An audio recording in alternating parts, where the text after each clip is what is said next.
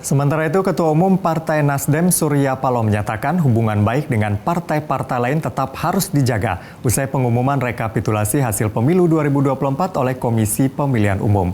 Surya Paloh memastikan Partai Nasdem akan tetap mendahulukan kepentingan nasional ketimbang kepentingan kelompok.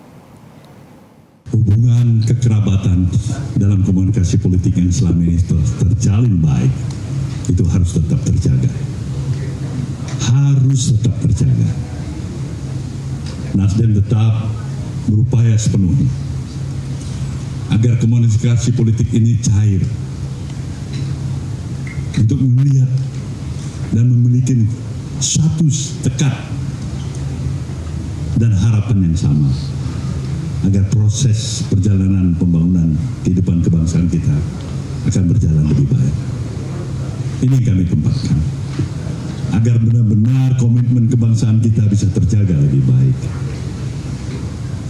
Kita harus berupaya ke arah itu, walaupun itu tidak mudah. Maka concern yang sama tentu kita harapkan memperkuat rasa kebersamaan di antara kita.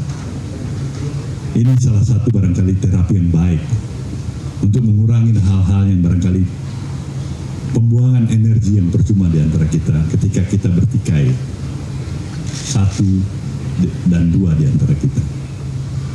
Itu saja.